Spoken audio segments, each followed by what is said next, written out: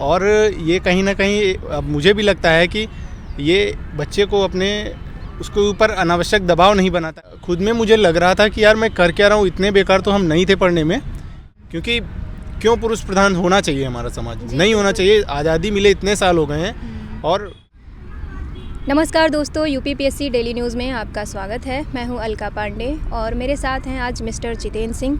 इनका सिलेक्शन हुआ है यूपीपीसीएस 2022 में, डीएसपी के पद पर हुआ है। डीएसपी में इन्होंने रैंक हासिल की है 65। तो आज हमारे सामने बैठे हैं, चलिए हम इनसे बात करते हैं। इनसे बात करेंगे इनकी फैमिली के बारे में, कहाँ के निवासी हैं वो बात करेंगे, कैसे इन्होंने क्या स्ट्रेटेजी फॉलो की और क्या स्ट्रगल इन्होंने किया, वो सारी बातें हम आपके समक्ष आज लेकर आएंगे। तो चलिए आइए हम इनका स्वागत करते हैं। सबसे पहले बहुत बहुत आपका स्वागत है चैनल में। Thank you. तो सर थोड़ा अपनी फैमिली के बारे में थोड़ा बताएं कि कौन कौन है फैमिली में, क्या करते हैं सभी लोग। मैं उत्तर प्रदेश के फतेहपुर ज़िले का रहने वाला हूँ और मेरे फादर जो हैं किसान हैं, मम्मी हाउसवाइफ हैं और भैया मेरे जो है एमबीए किए हुए हैं, तो वो प्राइवेट जॉब करते हैं। मेरी सिस्टर भी प्राइवेट जॉब करती है, एमबीए किए हुए, वो भी एसेंचर में है। वो ग्रामीण पृष्ठभूमि से मैं आता हूँ। अच्छा, उत्तर प्रदेश के फतेहपुर ज़िले से। आपका एकेडमिक कहाँ से हुआ? मेरी पूरी शिक्षा जो है वहीं अपने फतेहपुर ज़िले से ही हुई है, ग्रामीण पृष्ठभूमि से ही हुई है। मैंने हाई स्कूल इंटर अपना जो है वहीं आसपास से ही किया है, गांव से ही किया है, और ग्रेजुएशन भी मैंने अपने ज़िले से ही किया है। तो मैं यही कहूँगा कि मेरी जो शिक्षा है सारी वो जो ग्रामीण पृष्ठभूमि में हुई है, गाँव से ही। ग्रेजुएशन क्या रहा, स्ट्रीम क्या थी आपकी? मेरा हिंदी से रहा, हिंदी साहित्य, पॉलिटी और इंग्लिश लिटरेचर, 3 विषय रहे। बीए किया हुआ है मैंने। अच्छा, फिर ये कौन से ईयर में आपने कंप्लीट किया ग्रेजुएशन? मेरा ग्रेजुएशन 2014 का है और उसके बाद मैंने कुछ दिन पढ़ाई अपनी रोक रखी थी। फिर इसके बाद मैंने एमए किया हिंदी साहित्य से सुभारती यूनिवर्सिटी से। तो उसके बाद से मैंने जो है फिर ये कोविड आ गया, तो फिर इसके बाद मतलब यही रहा। तो फिर कब मन किया कि हमें सिविल की तैयारी करनी है? मैं यूपीएससी भी देता था और पीसीएस भी देता था, तो मेरा दोनों जगह नहीं हो रहा था। तो फिर मैंने एक पे फोकस किया और मैं यूपी पीसीएस पे फोकस किया। तो मैं 21 में इंटरव्यू तक गया और इंटरव्यू में मैं मतलब मेरा फाइनल सिलेक्शन नहीं हुआ, और इस बार 22 में भी मैंने इंटरव्यू दिया और मेरा अभी रिज़ल्ट आया, तो सही लग रहा है, हो गया। तो क्या स्ट्रेटजी आपने फॉलो की प्री के लिए? प्री के लिए तो हमें ज़्यादा से ज़्यादा एमसीक्यू लगाने चाहिए, और जैसे घटना चक्र की बुक है, लोग ज़्यादातर घटना चक्र को फॉलो करते हैं, मैंने भी किया था। और जैसे कुछ बुक्स पढ़नी पड़ती हैं, जैसे मैंने ज्योग्राफी के लिए बर्डवाल पढ़ी थी, और जो महेश बर्डवाल है, बढ़िया बुक है, मैंने उसको फॉलो किया था। हिस्ट्री के लिए एसके पांडे पढ़ी थी मैंने। और घटना चक्र तो हर विषय का आप लगा ही लें, मैंने भी वही किया था, तो वो ज़्यादा सही रहेगा। घटना सार मैंने करंट के लिए पढ़ी थी। और सीसैट के लिए? फिर सीसैट तो हो जाता था, बैकग्राउंड रहा है मैथ का थोड़ा सा, इंटर मैंने मैथ से किया था, तो वो हो जाता है। और थोड़ा बहुत जिनका नहीं हो उनको दिक्कत है, मुझे दिक्कत नहीं होती, तो वो उसके लिए मैंने कुछ स्पेशल नहीं किया। हिंदी तो पढ़ते ही रहे हैं, तो वो हो जाता है। सीसैट के लिए स्पेशल कोई तैयारी नहीं करी। नमस्कार दोस्तों, आप सभी लोगों से प्रतिज्ञा दिवस के उपलक्ष्य में एक महत्वपूर्ण जानकारी शेयर करनी थी, जहां आप सभी लोग को मिलेगा स्पेशल डिस्काउंट हमारे कूपन कोड के साथ साथ ही प्रतिज्ञा दिवस के उपलक्ष्य में भी। दोस्तों, आपसे शेयर करना चाहेंगे कि पीडब्ल्यू ने स्टूडेंट की हाई डिमांड को देखते हुए फाउंडेशन बैच लॉन्च कर दिया है। यदि आपका सपना है पीसीएस अधिकारी बनने का और आपने अभी तक अपनी तैयारी शुरू नहीं की है, तो मुझे लगता है इससे अच्छा मौका आप नहीं मिलेगा अपनी तैयारी शुरू करने का। बहुत कम समय में पीडब्ल्यू ने आइकॉन लिस्ट में अपना नाम बनाया। क्यों? क्योंकि वहां काफी संख्या में छात्रों की विश्वसनीयता व सफलता जुड़ी है।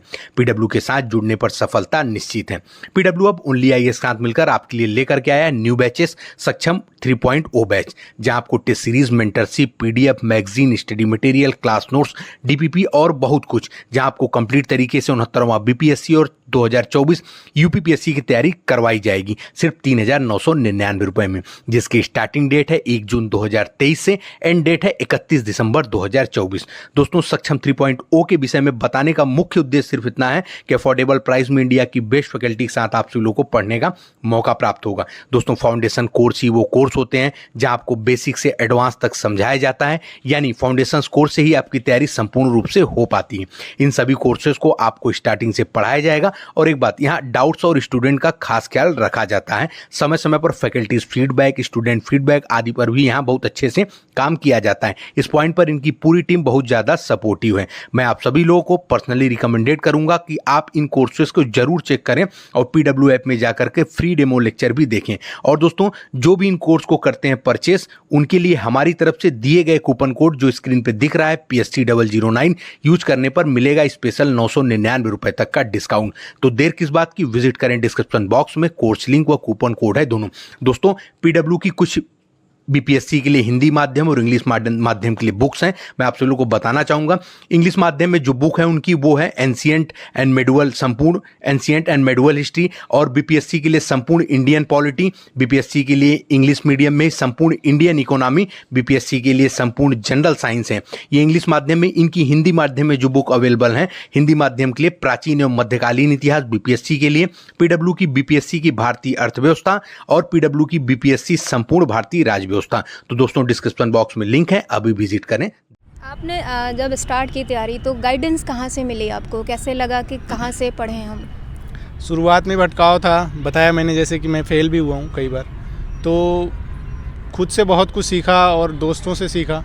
कुछ दोस्त आपको मिल जाते हैं इस प्रिपरेशन के दौरान, तो वो लोग जो है गाइड करते हैं, और फिर कुछ अपने फेलियर से भी सीखते हैं। जैसे कि मैंने जो पीछे गलतियां करी थी, मैं GS पे फोकस करता था, करंट अफेयर्स उतना नहीं पढ़ता था।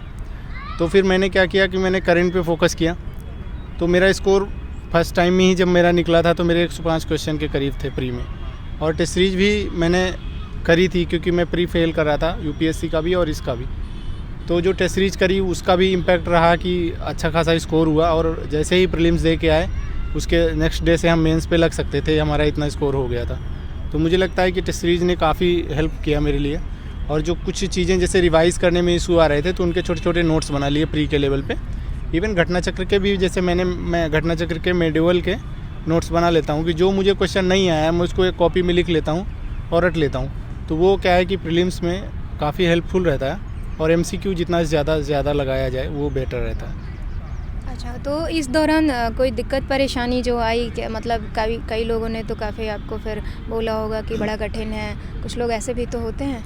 हाँ, लोग तो कुछ भी बोलते हैं, कहना है लोगों का काम, तो कहते हैं। सबसे ज़्यादा मुझे किसी ने पर्सनली, मतलब ऐसे डायरेक्ट किसी ने नहीं बोला, लेकिन ये है कि ये खुद में मुझे लग रहा था कि यार मैं कर क्या रहा हूँ, इतने बेकार तो हम नहीं थे पढ़ने में कि हम लगातार फेल हो रहे हैं। ना उधर UPSC में हो रहा था और ना इधर हो रहा था। तो फिर बैठ के एक दिन विचार करना होता है व्यक्ति को कि भाई कहाँ मिस्टेक हो रही है। तो मैंने ये पाया कि ये सबके लिए अलग अलग हो सकता है, कि सबकी दिक्कतें होती हैं अपनी अपनी। मुझे ये लगा कि मैं 2 नावों पे सवार हो रहा हूँ, इसलिए दिक्कत हो रही है। तो फिर मैंने एक को रोका और एक पे फोकस किया। रिजल्ट आपके सामने है। अच्छा, फिर आपने मेंस के लिए तैयारी की होगी, तो वो कहाँ से आपने स्ट्रैटेजी फॉलो की?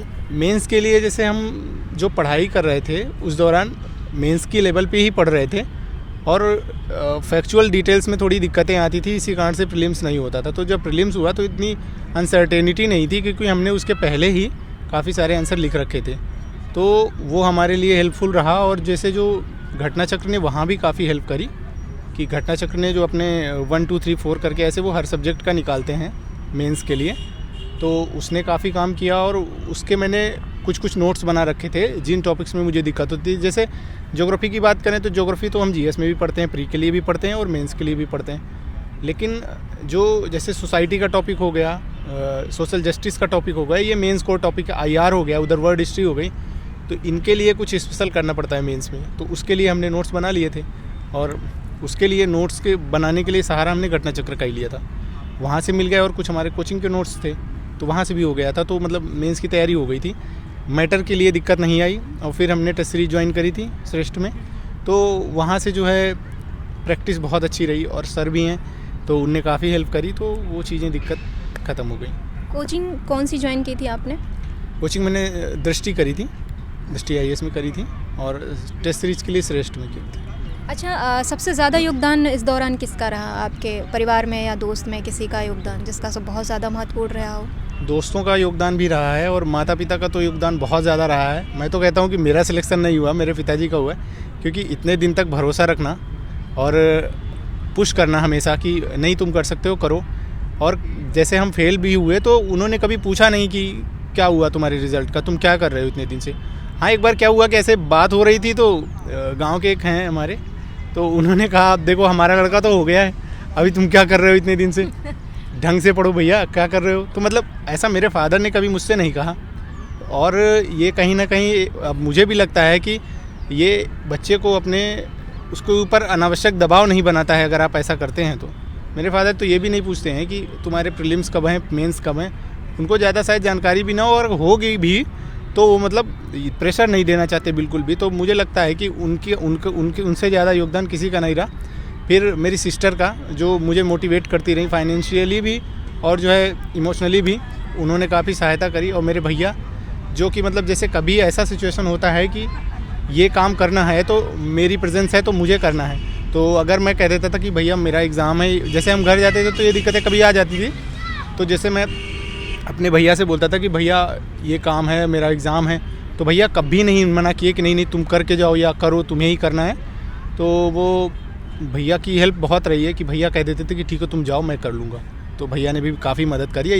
यही सब चीज़ें जो होती हैं, जो मुझे लगता है सफलता में यही सब योगदान है। और दोस्तों ने, मतलब तैयारी में दोस्तों ने काफ़ी योगदान किया। हम साथ में आंसर राइटिंग करते थे प्रीलिम्स के लेवल पे। तो ग्रुप बहुत ज़रूरी होता है, करंट वगैरह याद करने में ग्रुप की ज़रूरत पड़ती है। तो वो ग्रुप में बहुत मदद करी। बहुत सारे मित्र हैं, किसका एक का नाम लें, बहुत ज़्यादा हैं। अच्छा, तो आप नोट्स बनाते थे, वो कैसे बनाते थे, क्या मेंस के लिए कैसे करते थे? नोट्स जैसे मैंने एक तरफ से सिलेबस के हिसाब से कभी नहीं बनाए, अभी भी नहीं बनाए हैं, और न मैं आगे बनाने वाला हूं, क्योंकि मुझे बहुत हेक्टिक लगता है। मैं नोट्स उस तरीके से बनाता हूं, जो टॉपिक मुझे नहीं आता है उस टॉपिक के मैं नोट्स बना लेता हूं, ताकि मुझे उस पर आसानी रहे। बाकी तो जैसे सिंपल है, जैसे ज्योग्राफी का कोई क्वेश्चन है तो ज्योग्राफी हमने जीएस के लेवल पे पढ़ रखा है, मुझे याद रहती हैं चीज़ें, मुझे जल्दी से भूलता नहीं है इतना जल्दी, तो मैं वो कर लेता हूँ बस। हाँ, जो कुछ नए टॉपिक्स हैं, जैसे मैंने वर्ल्ड हिस्ट्री की बात करी, सोशल जस्टिस की बात करी, सोसाइटी की बात करी, तो यहाँ से मैं नोट्स प्रिपेयर कर लेता हूँ। और वही घटनाचक्र से मैंने बनाए थे नोट्स। तो क्या होता है कि हम पॉइंट याद करने में उसमें आसानी रहती है। तो जो टॉपिक मुझे वीक लगते हैं मैंने उनके नोट्स बनाए। अच्छा, फिर मेंस में आपका सिलेक्शन हुआ, फिर इंटरव्यू के लिए आपने क्या मॉक टेस्ट वगैरह कहाँ से दिए? इंटरव्यू के लिए श्रेष्ठ पीसीएस में शिवम सर हैं, उन्होंने काफ़ी हेल्प करी है। इवन दिल्ली में वही कराते ही हैं इस तरीके का, वहाँ एक ग्रुप बनवा देते हैं वो। तो उससे क्या होता है कि आपस में डिस्कशन होता है और वहाँ बहुत कुछ सीखने को मिलता है एक दूसरे से। तो हमने उससे बहुत सीखा। और जो कमियां थी, कैसे बैठना है, कैसे बात करनी है, आपने कैसा आंसर देना है, कितना लंबा खींचना है किसी चीज़ को, कहाँ समाप्त करना है, ये सब उन्होंने सिखाया। और ग्रुप में भी जो साथ के दोस्त रहे उनसे भी काफ़ी कुछ सीखने को मिला। तो वहाँ से हो गया था इंटरव्यू का। आपका हिंदी मीडियम था या इंग्लिश मीडियम था? हिंदी मीडियम। अच्छा, तो अब एक हमें वो इन्वायरमेंट बताइए कि इंटरव्यू में जब आप गए वहाँ पर कैसे क्या फ़ील किया? अच्छा, जैसे इंटरव्यू के बारे में जो लोग सुनना चाहते हैं, पहले मैं वो बता देता हूँ कि 21 में जब मेरा इंटरव्यू था तो त्रिपाठी सर के बोर्ड में था। तो जैसे ही मैंने एंट्री करी तो सर ने पहले तो कोड नंबर मांगते हैं, तो मैंने कोड नंबर दिया। फिर इसके बाद उन्होंने कहा कि आप वहाँ खड़े थे, अभी यहाँ बैठे हैं, आपको कैसा फील हो रहा है, एंजाइटी है, तनाव है, एकदम से प्रेशर क्रिएट कर रहे थे मेरे ऊपर। हाँ, फिर इसके बाद जब मैं बैठ गया तो पूछा मेरे से कि अच्छा आपका हिंदी है? तो मैंने कहा जी सर, हिंदी में। फिर वो पूछते रहे कि आप कोर बताइए, कौन से कवि को आप पसंद करते हैं? तो मैंने गोस्वामी तुलसीदास जी का नाम लिया। तो उन्होंने उनकी कोई पंक्ति बोली, सुंदरकांड की ही बोली थी। तो मैंने सुंदरकांड कई बार पढ़ा, मुझे पर्सनली भी अच्छा लगता है पढ़ना, पर वो मुझे समझ नहीं आई, ऊपर से गई एकदम। तो फिर इसके बाद मैंने कहा सॉरी सर, मुझे आइडिया नहीं है इसका। फिर बगल वाले इंटरव्यू के बोर्ड के जो मेंबर थे उन्होंने मेरे से पूछा कि आपने बाल अपने किधर से निकाल रखे हैं? तो मैंने कहा यार ये क्या क्वेश्चन है? तो मैंने बताया सर कि मैंने राइट साइड से निकाल रखा है। तो बोले कि ऐसा कोई नियम है, कोई बुक है, कहाँ पे कहीं ऐसा लिखा हुआ है कि हमें किधर से निकालने चाहिए? तो ये सारे क्वेश्चन ऐसे जो थे। तो मैंने कहा सर नहीं, ये तो अपनी सुविधा के अनुसार निकालते हैं, मेरे बाल घूमे हुए हैं दोनों तरफ से, तो मेरा किधर से भी नहीं निकलता, तो मैं एक तरफ से कोशिश करता हूँ। तो हंसने लगे अपने बगल वाले को बोल के कि देखिए इनके भी तो ऐसे ही हैं। तो हंसने लगे। तो इस तरीके का फिर पूछा कि आपकी लंबाई कितनी है, बाल की मोटाई कैसे मापते हैं, तो ये सब था। पर इस बार जो था वो मैम का बोर्ड था। हिंदी साहित्य से मेरे सबसे ज़्यादा क्वेश्चन हुए, क्योंकि मेरा बैकग्राउंड भी है और पाकिस्तान के बारे में था एक हंसने वाला क्वेश्चन कि उन्होंने कहा कि पाकिस्तान बर्बाद हो रहा है, तो हमें ताली नहीं बजानी चाहिए, हंसना नहीं चाहिए। तो मैंने कहा कि सर ऐसे तो हंसना, मतलब बर्बाद हो रहा है वो तो हंसना नहीं चाहिए, क्योंकि हमारी पॉलिसी भी ऐसी नहीं है, और अगर पाकिस्तान बर्बाद होगा तो हमारे ऊपर भी नकारात्मक प्रभाव पड़ेगा। तो अग्निवीर से पूछा था, मतलब इंटरव्यू का बोर्ड का जो माहौल था पिछली बार मैं डरा हुआ था, इस बार मैं ये तो नहीं कहूँगा कि वो लोग डरे हुए थे, लेकिन मैं नहीं डरा हुआ था, कम से कम ठीक था, मुझे अच्छा फील हुआ इस बार का इंटरव्यू देकर। अच्छा, अब कोई ऐसा कभी पड़ाव आया जिसमें आपको लगा हो कि नहीं हो पा रहा है, टफ है, तो उस दौरान आपने खुद को मोटिवेट कैसे किया? हाँ, ये देखिए, ये एक बहुत इंपॉर्टेंट क्वेश्चन है कि इसमें सबको दिक्कतें आती हैं। डेली टू डेली यह लगता है कि होगा नहीं होगा, क्या डायरेक्शन है। तो मैंने इसमें एक दो चीज़ें फॉलो करी थी।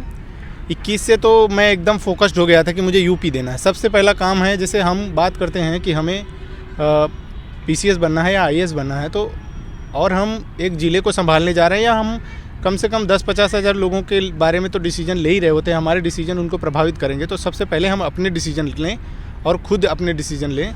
तो जैसे मैंने डिसीजन लिया, मेरा डिसीजन टफ ये था कि मुझे एक देना है, और एक में से कौन सा देना है। फिर दूसरा क्या था कि मैं डेली कहता था कि जब इतनी बार नहीं हुआ है तो इस बार भी नहीं होगा। तो फिर उस नहीं को हाँ में बदलने के लिए मैं क्या करता था, मैं पूरी लिस्ट बना रखा था कि मैंने पिछली बार ये नहीं किया था। जैसे मैंने टेस्ट सीरीज नहीं दी पिछली बार, इस बार मैं दे रहा हूँ। पिछली बार मैंने घटना चक्र नहीं रिवाइज़ करी थी, इस बार मैं कर रहा हूँ। पिछली बार मैंने लूसेंट का साइंस नहीं पढ़ा था, इस बार मैं पढ़ रहा हूँ। करंट अफेयर्स के लिए पिछली बार मैंने ये किया था, इस बार मैं दोनों कर रहा हूँ। तो इस तरीके से क्या होता है कि वो नहीं कटता रहता है और अब हाँ में बढ़ाते रहते हैं, क्योंकि एक नहीं को हाँ में बदलने के लिए बहुत मेहनत करनी पड़ती है और वो सभी को करनी चाहिए, और मैंने भी करी है। तो ये है कि वो हरासमेंट तो मतलब दबाव स्टूडेंट के ऊपर रहता ही है, तो उससे बचने के लिए यही तरीका है कि आप अपनी स्टडी पर फोकस करें और अपनी पर्सनल जो हमारी कमियां हैं, और उसका जैसे कोई पूछे कि वो कमियां कैसे पता चलेंगी, तो पता ऐसे चलेंगी, या तो आपने पहले कभी नहीं दिया है तो आप मॉक टेस्ट लगाइए, उससे आपका डायग्नोस हो जाएगा कि हाँ हमारी कहाँ मिस्टेक्स हो रही। और यदि बैक में जो लोग जैसे पहले भी दे रहे हैं और नहीं हो रहा है, तो वो अपने पेपर उठाएं बैक ईयर के, उनमें देखें कि किस सेक्शन से उनके कितने क्वेश्चन गलत हो रहे हैं। तो उससे क्या होगा, वो एक सही डायरेक्शन पकड़ पाएंगे, और जिस सब्जेक्ट में वो वीक हो रहे हैं उस पर वो काम करेंगे तो अच्छा रहेगा। ये मैंने किया है। अच्छा, आपकी दृष्टि में सफलता क्या है? कैसे दृष्टि? अच्छा, सफलता जैसे अब पहले लगता था कि यार सफल सेटिस्फाइंग हो, हाँ। किसी भी एक पर्टिकुलर जनरल व्यक्ति के लिए सेटिस्फाइंग हो वो। मुझे लगता है कि जैसे हम लोग पहले, इसमें मेरा सिलेक्शन नहीं हुआ था तो मुझे लगता था सिलेक्शन हो जाए उसके बाद सब कुछ ठीक है, वही सफलता है। लेकिन सफलता उसके आगे है, क्योंकि हम जिस फील्ड में जाएंगे हम लोगों के लिए अच्छा कार्य कर पाएँ और हमारे पास से कोई खाली हाथ ना लौटे, मुझे लगता है कि वो मेरे जीवन की सबसे बड़ी सफलता होगी। कि जो व्यक्ति हाँ जिस चीज़ को मैं डिज़र्व करता हूँ उस चीज़ के लिए मेरे दरवाजे से कोई खाली ना लौटे और मैं अपने कर्तव्यों को सही से निभा पाऊँ, यही मुझे लगता है कि मेरे जीवन का उद्देश्य रहेगा। और ये मैं इसको सफलता भी मानता हूँ। माता पिता की अपने जो है, जो मतलब जिसके लिए हम बने हैं, जो लोग हमारे घर के, हमारे समाज में लोग हमसे उम्मीद करते हैं, उस पर खरा उतरने का मैं प्रयास करूँगा। यही मेरे जीवन, मुझे लगता है यही सफलता का होना चाहिए। आपका रोल मॉडल कौन है? मेरे रोल मॉडल कलाम साहब हैं और अटल जी हैं, दोनों हैं। अच्छा, कभी किसी से मिलने का मौका मिले, बोला जाए आपको एक पर्सन से मिलने का मौका दिया जाएगा, तो किनसे मिलना चाहेंगे? अभी मैं प्रधानमंत्री मोदी जी से और योगी जी से, दोनों से।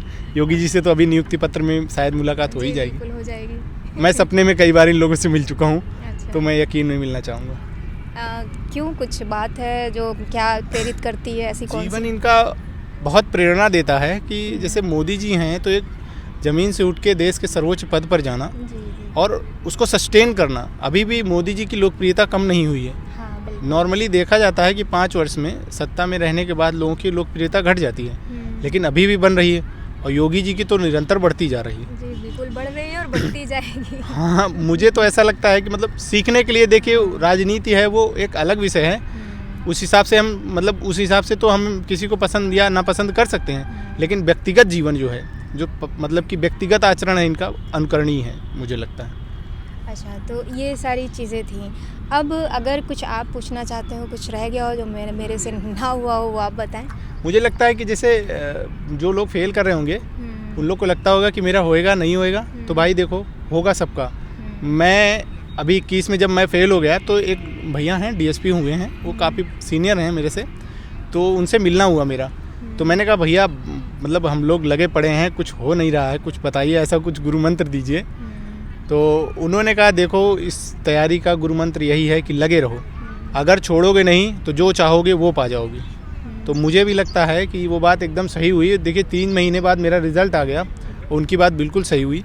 तो हमें छोड़ना नहीं है, लगे रहना है। हाँ, ऐसे नहीं लगे रहना है कि मतलब आप चले जा रहे हैं, कुछ आप अपने ऊपर इम्प्रूवमेंट नहीं कर रहे हैं। इम्प्रूवमेंट करने का आपको सोचना ही चाहिए और हमेशा जो है किसी दूसरे को देख के अपनी रणनीतियों को नहीं बदल देना चाहिए, अपने अनुसार अपनी रणनीति। अब जैसे हम देखें तो बहुत सारे लोग नोट्स बनाते हैं, पर मैंने नहीं बनाए। मैं हमेशा तब इस चीज़ को लेकर टेंशन में रहता था कि मैंने नोट्स नहीं बनाए। फिर हमारे साथ की एक सीनियर हैं, फ्रेंड सर्कल में ही रही हैं, आंचल चौहान, शायद आप जानती होंगी। उन्होंने बताया कि यार नोट्स तो मैंने भी नहीं बनाए।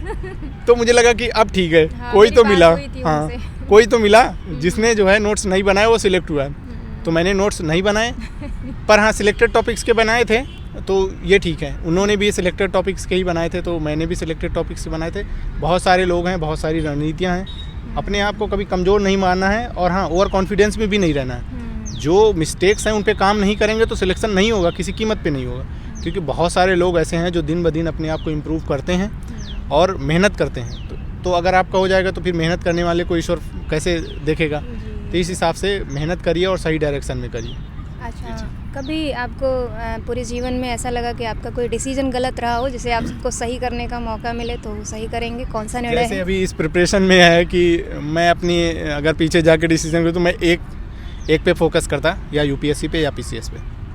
तो इसको सुधारना चाहूँगा। और जैसे क्या है कि बहुत सारी चीज़ें हैं, उनको तो अब नहीं कर सकते, लेकिन इस प्रिपरेशन के लिए और इस वीडियो के लिए एक काल्पनिक बात है ये। हाँ। मैंने कल्पना की बात की, अगर आपको मौका दिया जाए तो आप कौन सा सही करना चाहेंगे? जैसे अगर ब्रॉडर पढ़ाई के अलावा भी हो हाँ सकती है। ब्रॉडर एरिया में अगर मुझे चेंज करने का मौका मिले तो मैं ये जो हमारा विभाजन हुआ है देश का, मैं इसको बदलना चाहूँगा कि ये विभाजन नहीं होना चाहिए। हम मैनेज कर लेते सारा कुछ, मैनेजेबल थी चीज़ें, की जा सकती थी, पर चलिए कोई नहीं।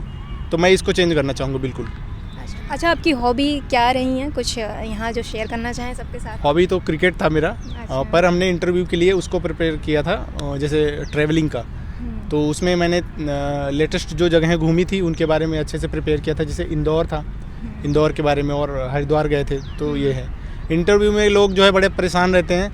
देखिए मेरे साथ, मैंने दोनों बार तैयारी करी थी ट्रैवलिंग के लिए, और दोनों बार कोई क्वेश्चन नहीं हुआ कि आपकी हॉबी क्या है। अच्छा, राहुल संकृत्यान को भी नहीं पूछा उन्होंने? नहीं पूछा, बिल्कुल ना राहुल संकृत्यान को पूछा, ना उनको पूछा, आगे जी को पूछा, किसी को नहीं पूछा।